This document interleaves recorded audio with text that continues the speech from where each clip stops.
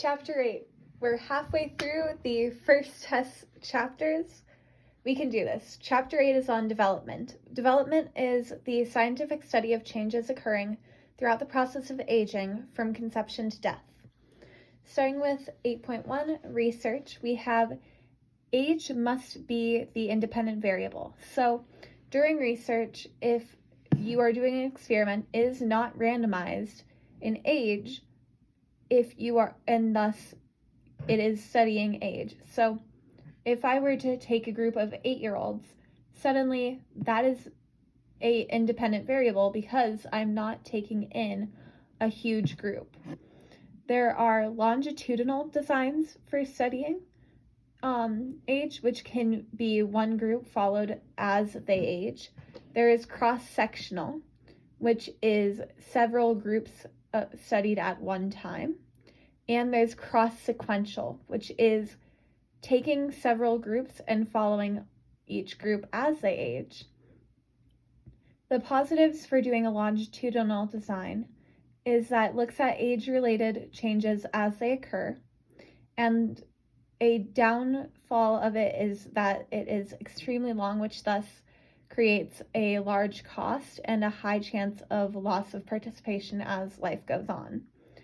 The cross-sectional design is better for quick, inexpensive experiments that are a bit easier, but the individual compared to the one independent group compared to the other independent group are not quite as easy, not always as accurate.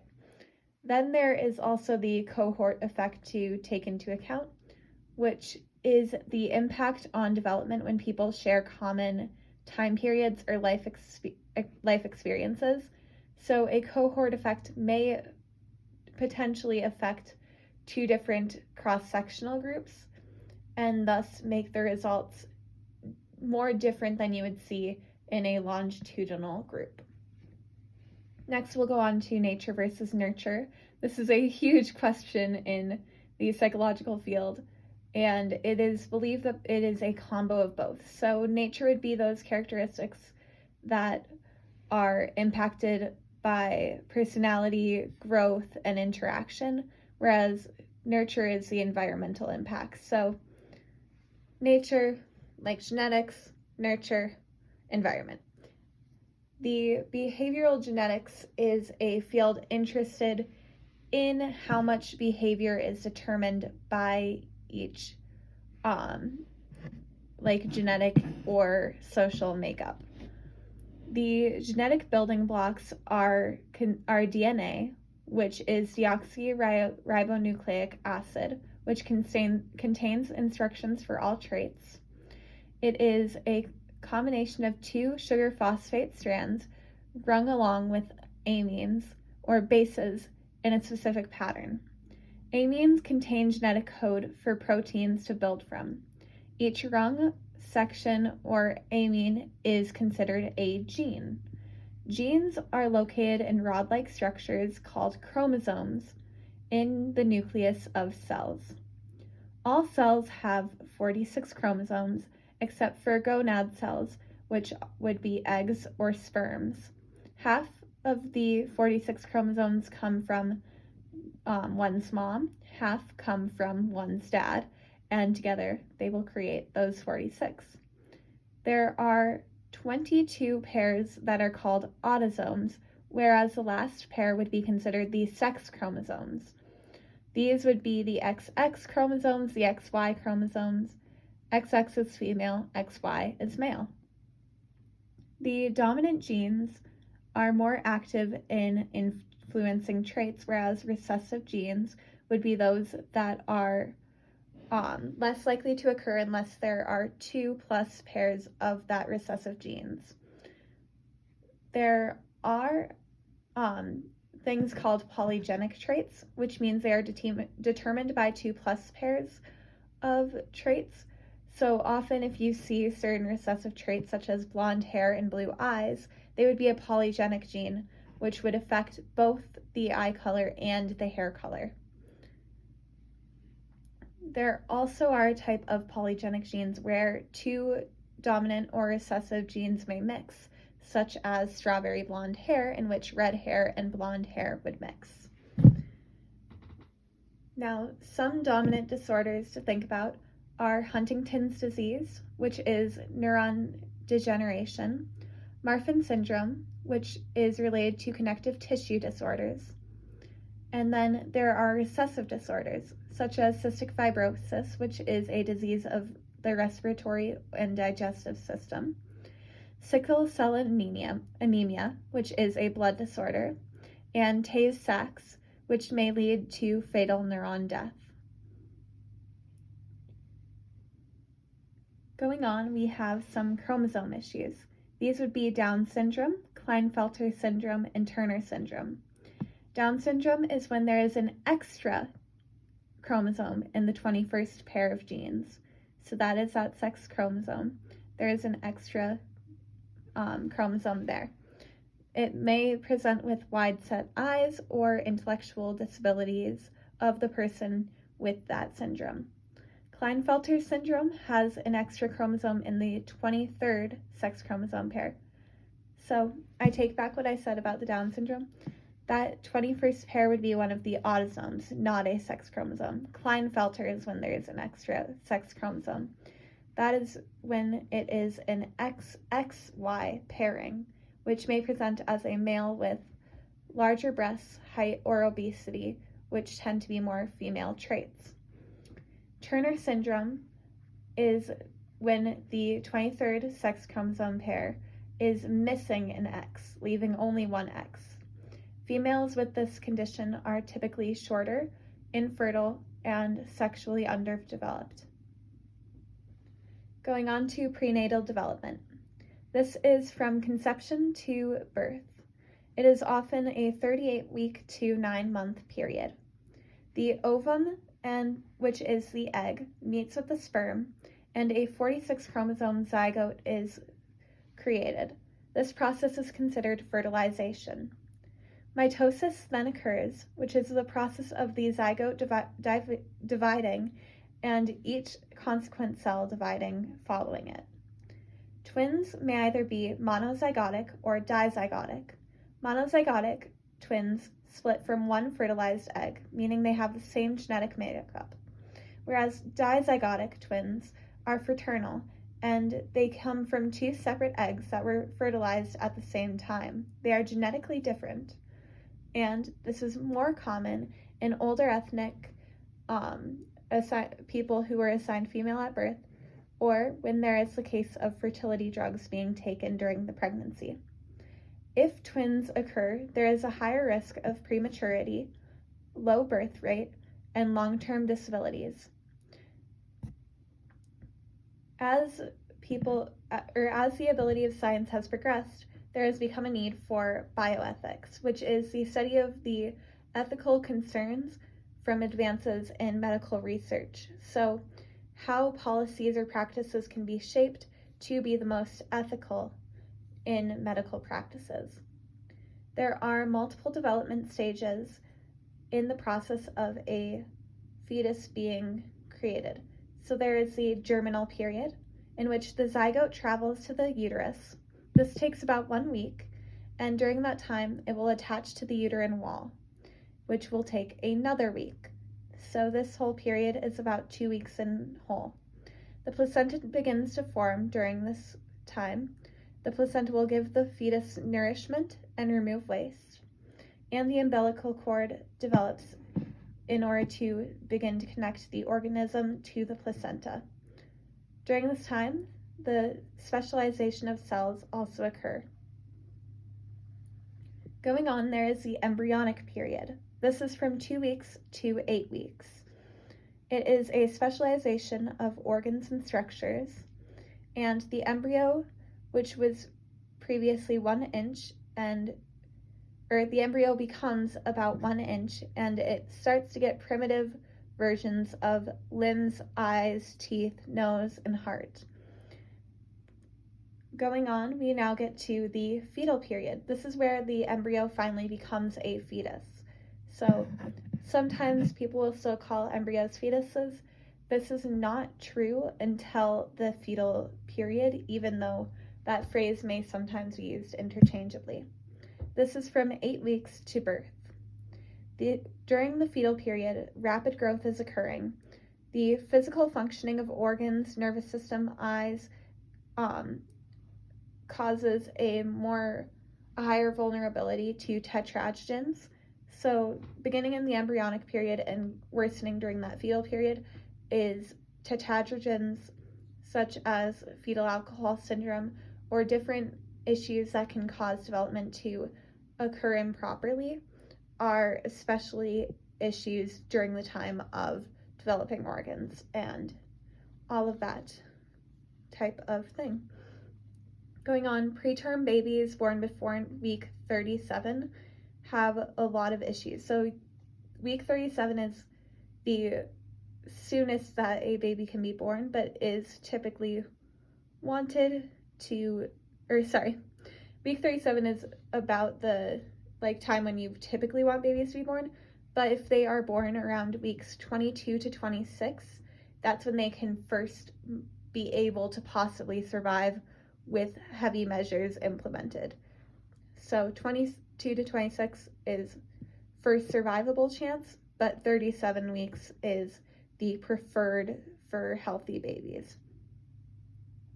Miscarriages and spontaneous abortions are most common in the first 3 months of pregnancy, and sometimes people may not even know they are pregnant because of those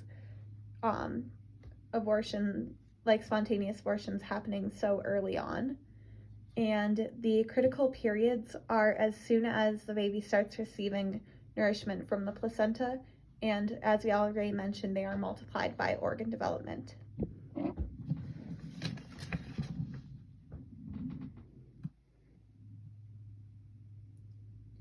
The physical development of an infant to child is that post-birth period. So during this time, respiratory function is being developed. The umbilical cord will be cut, meaning that blood circulation begins, and body temperature regulation through fat begins right away. In addition, the digestive system will not adjust as quickly. So that's usually why breastfeeding occurs, because the digestive system will take the longest time to adjust. And that's actually part of the reason why babies have that pudge, because of the fat needed for digestion and everything, and body temperature regulation. So in studying babies, there are 2 phenomena that scientists have realized occur with them. So there is preferential looking, which is when an infant prefers a stimulus it looks at more, and habituation. So a baby will stop paying attention to unchanging stimulus. Then there are reflexes. So there are 4 specific reflexes that babies are born with: grasping, startling or moro, rooting, which is the search for the mother's nipple, and stepping, as well as sucking. Each of these are believed to be survival mechanisms. The motor development from infant to 2-year-old sees a great increase in growth. And at the same time, brain development is also seeing this large increase. It will nearly triple in weight from birth to 3 years old. And through the growth of new dendrites, axon terminals, and number of synaptic connections will develop further. There will also be a process of synaptic pruning, which is when unused neurons are cleared out for functioning cells. Of each of the senses, nearly all are developed at birth, aside from vision. Vision is typically only 7 to 10 inches for babies, and it takes about 6 months to fully develop. They do sometimes have depth perception though. There have been a few different experiments, such as the glass table depth experiment, in which they did find that about 81% were unwilling to go over high heights, and that's because they may see complex patterns in 3D. It is just so blurry. Going on to cognitive development. So by age 5, the brain is at 90% of the adult weight. Piaget has a theory for 4 different stages of development that may occur. He believes that children form schemas or concepts from experiences, and they may either assimilate or accommodate these schemas when they learn a new idea. So assimilation occurs when they use schemas to understand something around them, and accommodation occurs when they alter or adjust their schemas to fit a new experience. Beginning with the first stage that Piaget proposed would be sensoromotor. So sensoromotor is from birth to 2 years old. It includes sense and motor-based learning. The development of object permanence occurs during this time, where they may realize that even if an object is not in sight, it is still there. And symbolic thought begins to take place, which is the capability to think in abstract symbols or plan out actions. Following the sensoromotor stage comes the pre-operational stage, from 2 years old to 7 years old. This is when language and concept development take place. Make-believe and simple mental concepts begin to be attainable, such as animism, the belief that all things are alive, and belief that what is seen is true. Then there is egoism that begins to take place, which is an inability to see reality through any perspective but one's own. Along with egoism is centration, the focus on one feature of something rather than considering the whole. They cannot yet understand conservation, that changing something's appearance doesn't change its amount. They also struggle with reversibility and thus experience irreversibility, the belief that there is an inability to reverse actions. By the concrete operation stage, these issues are no longer something they are dealing with. This happens from about ages 7 to 12, where conservation and reversible thinking are now possible. Logical and rational questioning begins to occur, and children begin to develop a superiority complex. They still find difficulty with abstract thoughts, though, because they are not yet tangible. In stage 4, formal operations from ages 12 to adulthood, hypothetical and abstract thinking now become a possibility. It is believed that not all people will reach this stage, but it is still a stage that Piaget finds most will. There is also a theory that relativistic thinking might be a proposed 5th stage. So Piaget did not propose this, but scientists later have come in and stated that there may be a time where multiple viewpoints are able to be seen, and there is a recognition of shortcomings of logic. So not only are people able to see abstract thoughts, they're able to recognize logic's shortcomings during this relativistic thinking stage. All right, going on. Vygotsky's importance of being there.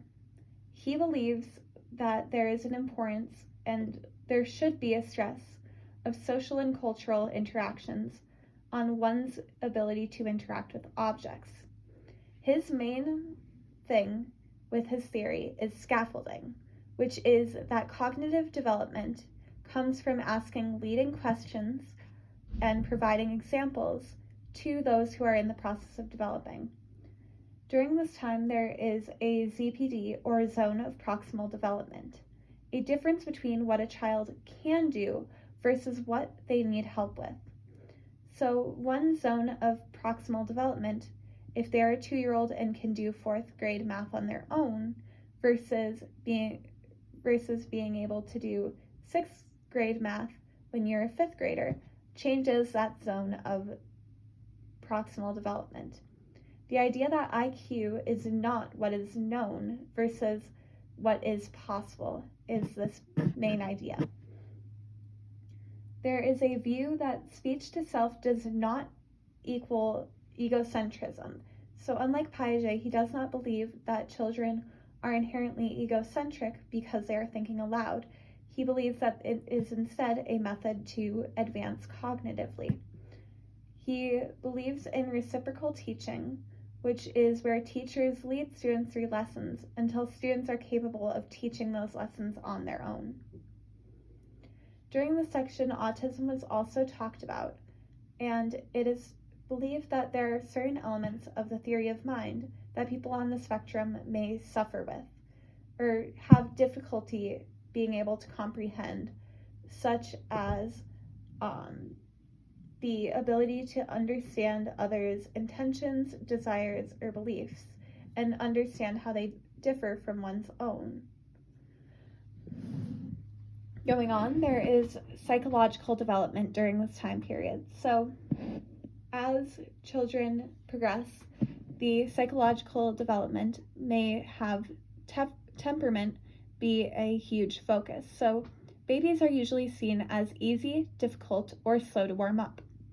These would be behavioral or emotional characteristics that are there at birth, but are believed to last potentially even into adulthood.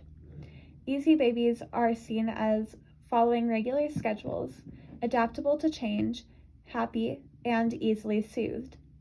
Difficult babies are believed to follow an irregular schedule, dislike change, loud activity, or are generally crabby. Slow to warm up babies are typically quieter, slow to adapt to change, and much more irritable. But they still are able to contain that irritability, unlike those who are difficult. Attachment may be seen as a difficulty when adding it into the temperaments of babies. So attachment styles of parents may greatly affect the way that a infant will be able to develop. So attachment styles include security, avoidance, ambivalence, and disorganization or disorientation. Security is I'm going to go into an experiment to give a better idea of what these are. These were first developed by Ainsworth in an experiment where he had children be sat in a room and they would be sat with their parents. Their parents would let them explore and then they would leave the room. And during this time there may also be a outside stranger that would join. So secure babies were seen willing to explore or branch out with the gentle reminder that their caregiver was there. Avoidant babies appeared to lack interest in the caregiver or strangers, they just wished to explore. Ambivalent babies were clingy or scared to explore, and they would protest if their mother left, and demand to be held but push or kick when she returned. Disorganized or disoriented babies were fearful or upset when their caregiver came back after leaving. Caregiver types often influenced how these babies would have their attachment style form. So if there were responsive or loving parents, they would usually provide infants that were secure in their attachment style. Insensitive or rejecting parents would usually lead to avoidant infants. Inconsistently responding parents would usually lead to ambivalent children, and abusive or neglectful parents would usually lead to disorganized or disoriented children. Parenting had a high impact on the test, and it is seen to be applicable to non-Western cultures too.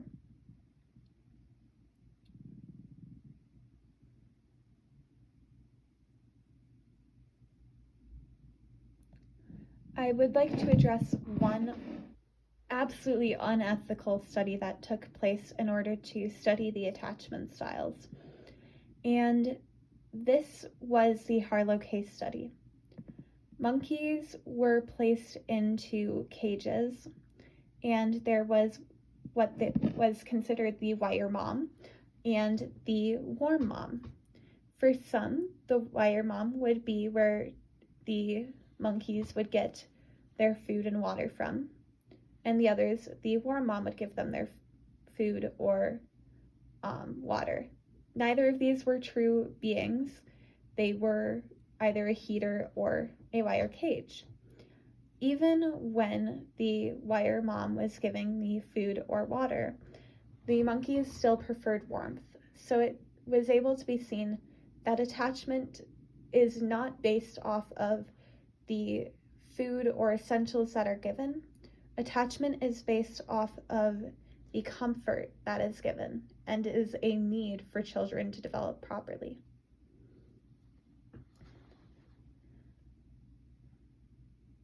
Going on, I would like to talk about Erikson's theory.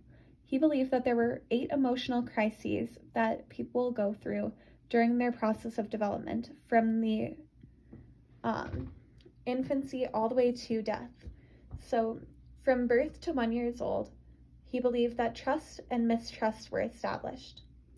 Trust would mean that the infant had proper attendance for their needs, and mistrust would develop if their needs were left unmet. Toddlers from ages 1 to 3 years old would usually go through autonomy versus shame and doubt. They would develop autonomy if they could control their own actions and be independent, or they would develop shame and doubt if they lacked independence. Preschoolers were from ages 3 to 5, and they would experience initiative versus guilt. They would have that initiative if they were able to control their own behavior, and they would feel guilt if they had difficulty regulating their reactions. Elementary children from ages 5 to 12 would develop industry versus inferiority. Industry would boost their self-esteem and competence as they could continue to develop, and inferiority would come as they struggled to adapt to different learning skills. Adolescents from ages 13 to 20 would experience identity versus role confusion. Those who were able to find identity would be able to develop in community, whereas those who felt role confusion would typically isolate themselves and instead try to imitate the community around them. In early adulthood, ages 20 to 30, people would experience intimacy versus isolation. If they were able to develop intimacy, they would have strong relationships, whereas isolation would usually lead to unstable relationships. During mid-adulthood, ages 40 to 50, generality or stagnation would occur. Generality would be generating a legacy, whereas stagnation would feel as though one was centered on themselves and couldn't properly provide for those around them. In late adulthood, from 60 and on, people would experience ego integrity versus despair. If they felt ego integrity, they were able to let go of their regrets, whereas if they felt despair, they would feel dissatisfaction at the world they left. During adolescence in physical development, puberty occurs. So there is a change in the primary sex characteristics and secondary characteristics, meaning body changes, breast development, hair, etc. During adolescent puberty, there is typically the growth spurt, which is from ages 10 to 24 or 25. And for female, it would be 12 to 24 or 25. Females experience the growth spurt starting at age 10 and going till 24 or 25, whereas males experience it from 12 to 24 or 25. And puberty is the 2 years post-start of the growth spurt. So the growth spurt will come about 2 years before puberty will, and that means that for females this would be about age 12, and for males this would be about age 14. And it comes from glandular activity. Puberty takes about 4 years in all, so it does not last the entirety of the growth spurt. And then that brain development, that will be what continues till that 24 or 25 age period. In cognitive development during teenage years, Piaget's formal operations would begin. So that would be after the sensoromotor and pre-operational, and even the concrete operational. His 4th stage would begin here. So this is part of why I believe his theory is wrong, but that is not what we are focusing on right now. The whole idea is just that during formal operations, these teenagers would be able to begin abstract thoughts, but would still contain some egocentric thought, such as introspection, and that would lead to the personal fable, belief in specialness or not being understood, and the imaginary audience, a self-conscious feeling that there is attention on someone at all times. There is also Kohlberg's belief for moral development, which is pre-conventional. Young children, their morality is still based on consequences. Conventional, where older children and most adults will usually stay, where morality is based on rules or laws. And post-conventional, which is about a fifth of all adults, where they will understand that morality is determined by their own judgments rather than societal rules.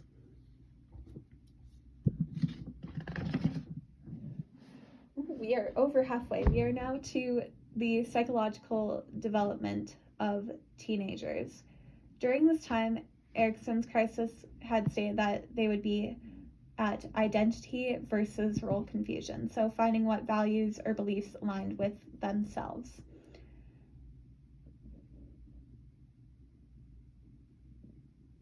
Then there is also the parent and teen conflict that is believed to occur during this time.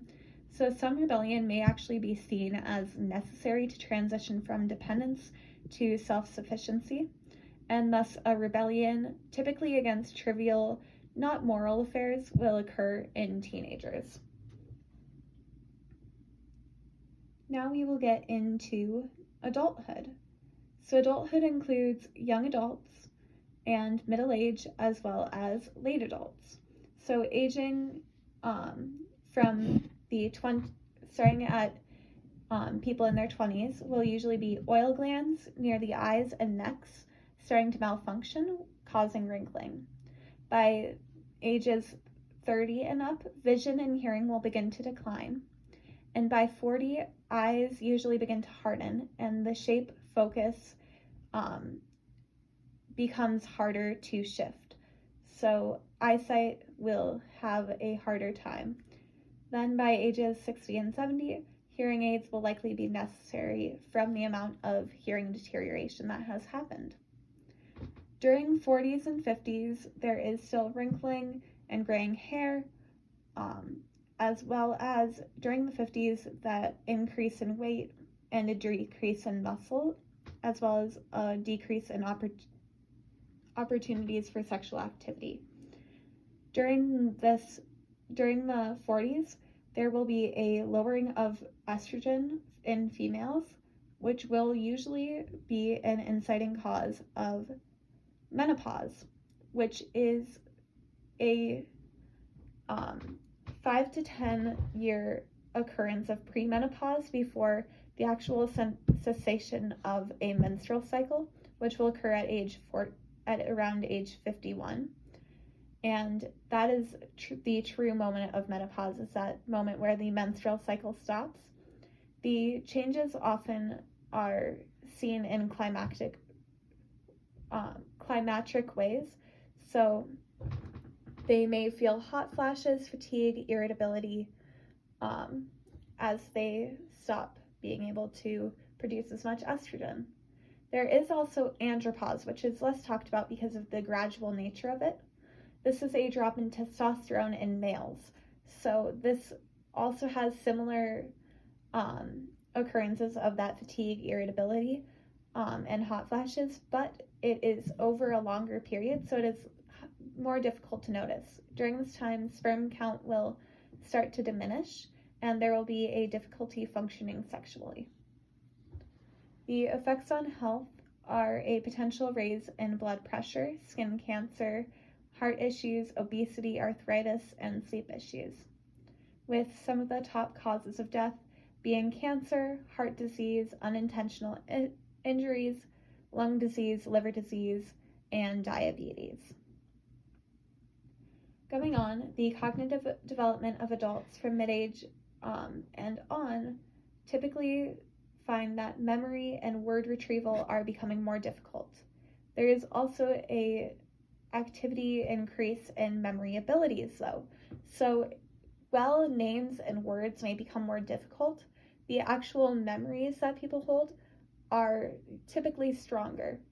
There is also an emotional link to memories, so those who are struggling to get out or engage in their environment may have their memory start to decline sooner. The psychosocial development during this time would be Erikson's intimacy versus isolation. So people should hopefully be finding romance as they become adults in his theory. And there is also generavity and stagnation that would occur, which is that reaching out and helping others, which may help to live longer, or the feeling upset that they did not produce a strong enough legacy, which would be that stagnation, and can typically progress aging further. There are multiple types of parenting that may be done by these adults who hopefully find romance and produce children. There are authoritarian parenting, permissive parenting, and authoritative parenting. Authoritarian parenting includes rule and perfection orientation. So there's a tendency towards physical punishment. Children produced by authoritarian parents are typically insecure, resentful, and rebelling. Then there are permissive parents who are uninvolved with a tendency to abuse children when they interfere with their wants. These parents are typically neglectful, and they refuse to set limitations on behavior, only seeing good in and being more indulgent. So the neglectful type will be more tending towards abuse.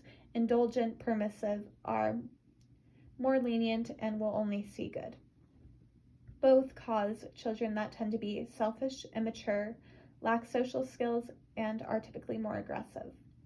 The most preferred form of parenting is authoritative, which set limits on behavior with love and understanding for the child's perspective, and allow for democratic decision making, but will still make the final decisions. Children typically tend to be more self-reliant and independent when having this style of parent. Now, going on, the reasons why aging occur are not fully known, but there are a few theories. First would be cellular clock theory. Cells are limited in the number of times they can reproduce to repair damage. This is believed because there are telomeres that are structures on cells that become shorter each time they reproduce. And there's also the wear and tear theory, which is believed that organs or cell tissues wear out from stress or exertion. These damaged tissues accumulate, causing aging. An example for how this might occur is collagen, which is an elastic skin tissue that begins to lose its stretchiness and cause wrinkling as these damaged tissues accumulate. Now, building off of the wear and tear theory is the free radical theory, that free radicals are oxygen ions with unstable electrons, and they steal electrons from other cells, damaging them in the process, thus causing that wear and tear. There is also activity theory, that activity can combat negative aging effects. Finally, going on to the stages of death and dying. Kubler-Ross did extensive interviews with dying and caregivers to get 5 stages that may occur: denial, anger and helplessness, bargaining, trying to make deals with the doctors or God, depression, and acceptance.